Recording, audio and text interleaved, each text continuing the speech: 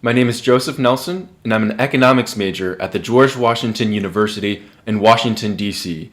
And this is a video essay on the 2016 FITE topic, Tourism and Sustainability, the Future We Want. Tourism is often viewed as a double-edged sword that generates economic wealth in the short term while destroying natural and cultural wealth in the long term. As such, discussions of tourism often place the values of economic growth on one hand and environmental sustainability on the other in opposition.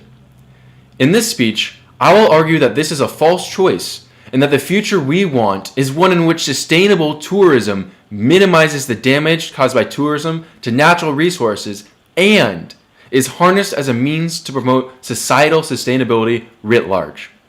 Consider the example of one of the world's most beautiful and diverse natural treasures, coral reefs. Every year, thousands of tourists enjoy these unique natural treasures. Tragically, this tourism has and will continue to pose a threat to coral reefs, and it has already damaged some reefs to irreversible fashion as a result of unregulated diving, pollution, and excess traffic. But it's important to remember that traditional economic activities also pose a threat to coral reefs. Blast fishing or dynamic fishing, for instance, though illegal, is still practiced and sometimes extensively, and it is incredibly harmful to these coral reefs. Indeed, researchers say that such a practice is one of the biggest threats to the coral ecosystem, maybe even more harmful than global warming. When considering the big picture and realizing the natural treasures or natural threats that face not only from tourism, but from a host of other sources, it is easy to see how the economic incentives that drive states to promote tourism might play a role in promoting global sustainability. First, it is in a state's long-term interest to pass laws and support initiatives that promote sustainable tourism. Although such laws might cost tourism industries money in the short term, in the long term, such industries will not survive if their activities destroy the very natural and cultural treasures that are the reason tourists seek their services in the first place. Second, some might respond that tourism can never be perfectly sustainable, and they are probably correct. But this does not mean no tourism is better than sustainable tourism. Consider the economic example of blast fishing in coral reefs.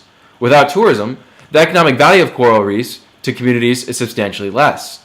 As such, there would be significantly fewer incentives for local communities to regulate what eco-researchers consider to be the greatest threat to coral reefs, that is blast fishing.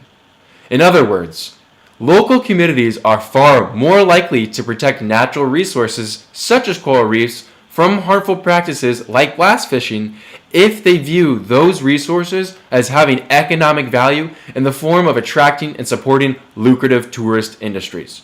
Sustainable tourism thus strikes the best balance between preserving natural resources and increasing the odds that such resources will be valued and protected by local communities.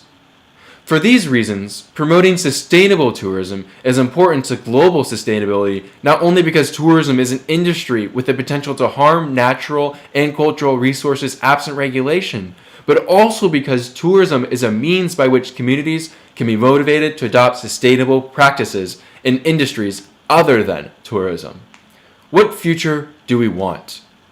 We want a future in which sustainable practices minimize the environmental damage caused by tourism and serve as economic justification for the broad societal efforts required to protect natural and cultural resources from threats extending far beyond tourism. Thank you.